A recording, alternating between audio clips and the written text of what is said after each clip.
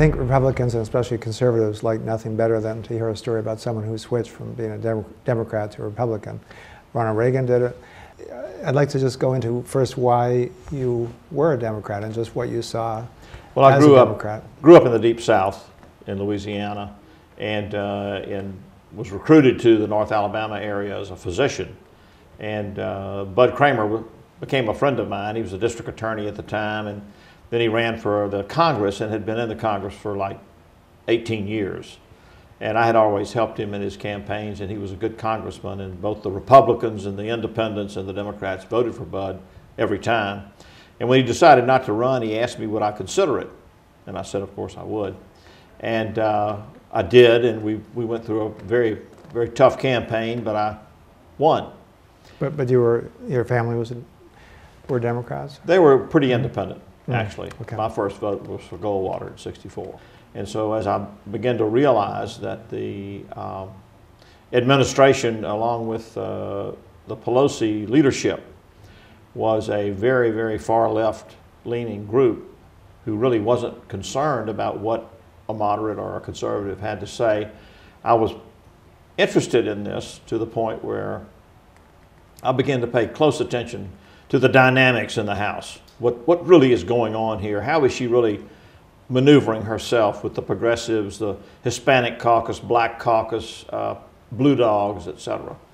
And I saw the stimulus bill be put together with little or no accountability. I saw us buy 80% of AIG, bail out General Motors, a failed management system, and bail out Fannie Mae and Freddie Mac. And that was very, very unsettling to me. And as we were losing, at the same time, we were losing 500 to 600,000 jobs a month. And it became apparent that the leadership, as well as the administration, was failing to prioritize where we needed to put our emphasis. And so after the stimulus, we ran into a concept that was theoretical, in my opinion, called cap and trade. And we spent months on that while we were still losing these 300, 400, 500,000 jobs. And then we sent cap and trade over to the Senate. Right before that, though, we wrote 300 pages of the cap and trade bill at 2 a.m. in the morning, and were forced to vote on it 6 hours later on the floor of the House without even a physical copy of the bill. So as a businessman, I was not very happy about that either. Stimulus bill, I voted no on. The cap and trade bill, I voted no on. And then we ran into health care, still not addressing the jobs issue. And the banking system continued to be a huge oppressive system on our small business community in our hometowns. No credit. The expansion of a business, a small businessman who had good credit was out of the question. And the banks that were too big to fail were still too big to fail. And so when I watched the health care bill being put together, I began to realize that even though I had come in as a Democrat, it was not a party for a conservative or even a moderate. And so over a period of time, my thoughts began to gel. Didn't say much to anybody about it. It came as a surprise to many people, but it was not a surprise to me. And then I watched our national defense being watered down, and then I watched our manned space flight Constellation project being cut. As a medical doctor, what do you make of the health care bill? You know, the claim is that it will reduce costs, it will actually increase costs. What is really going on? The health care bill was a bill that became less and less about health care reform and more about ego and a trophy for a certain person or a certain committee.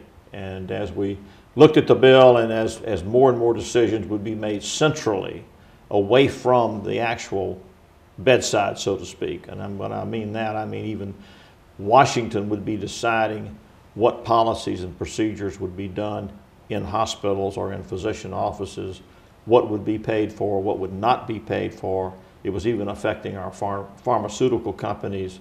It was affecting home health care. All of the things that we cherish as a culture were being modified more as a really more as a control mechanism of a larger government.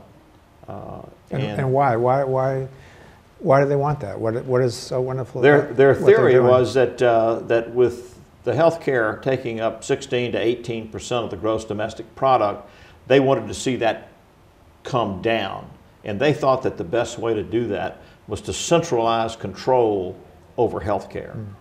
And but it would actually increase costs. And it actually would have increased costs. So what's really going on in their heads? You know, I mean, you were there, you were in their meetings, you know, you heard them talking about all this. What is really going on? Well, actually, the meetings where it all went on were secret, and they were really not where I could participate. And when I did participate, it was not necessarily a welcome participation, because I felt like we could reform healthcare with certain modifications that would not have added to the cost of a small businessman's health insurance.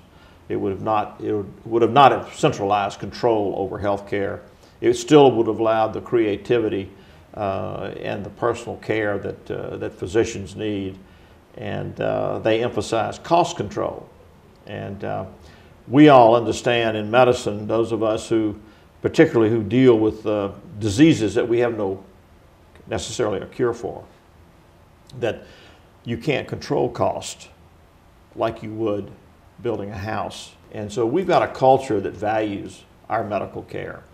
And I thought that the bill and the people who were creating this document that was about 2,800 pages and weighed 90 pounds were not really trying to reform healthcare. I thought they were trying to control a segment of the economy and a people who would be dependent on them. Democrats don't seem to appreciate the power of the profit motive, free enterprise. On the other hand, when it comes to national defense, they don't seem to appreciate what the threat is.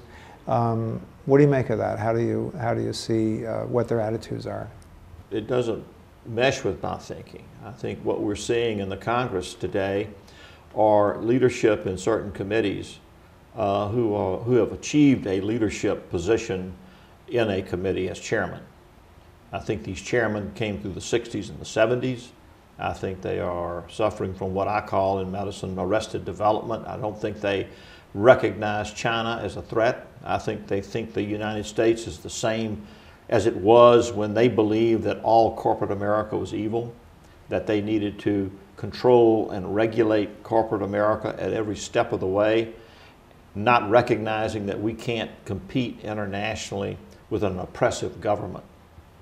And so we're suffering from leadership that's failed to see a changing world. They don't recognize the fact that the engineering in Iran is first class. And you've seen this from the inside. You've seen. I saw it from the inside. How they think. But I didn't know it. I didn't know it until I got here.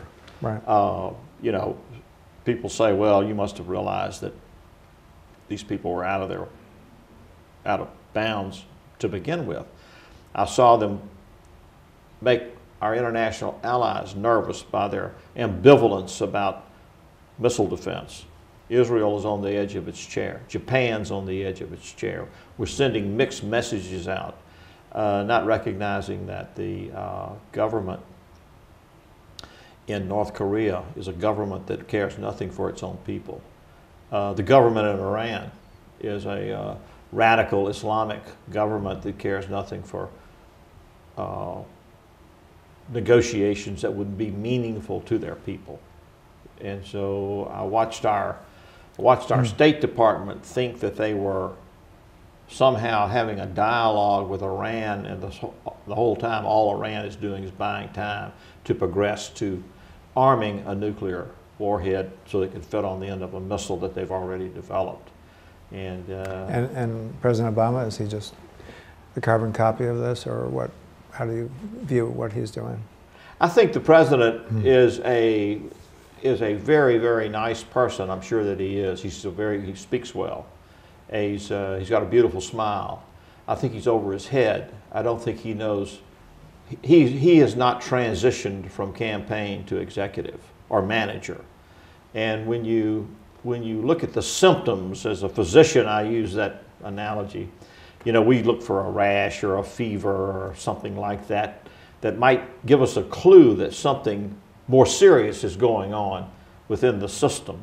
And so I think when you look at the Obama administration and you see an Eric Holder who suggests that we try a terrorist in New York City within a stone's throw of the Twin Towers, knowing full well that the jury pool would be contaminated and the Supreme Court would overturn any guilty verdict, we see that this man is not fit for that job.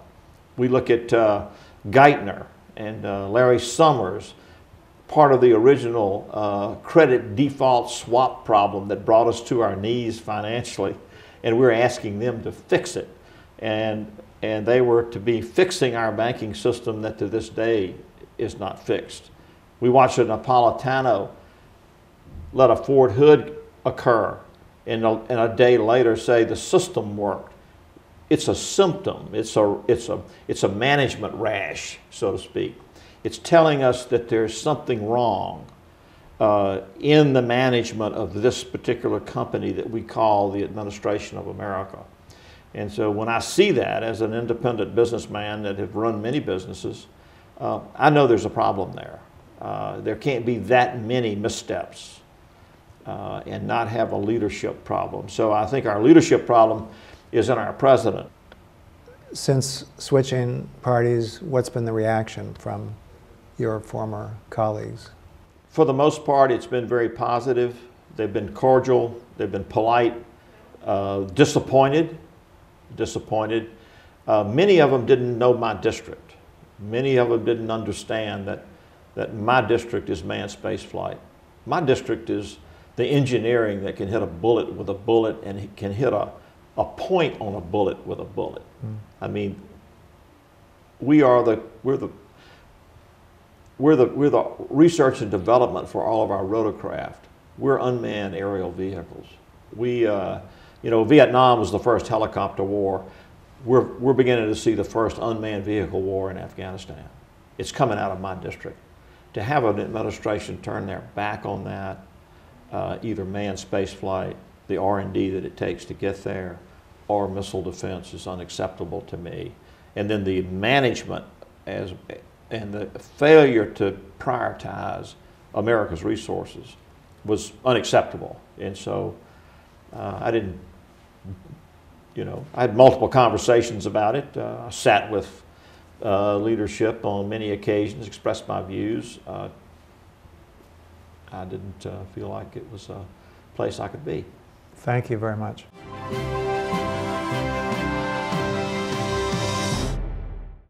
Sarah Palin's new book, Going Rogue in American Life, will be released on November 17th. You can be among the first to get your copy. Check out our incredible free offer for Sarah's new book. Just go to Newsmax.com and click on the top banner for this great offer. Act today.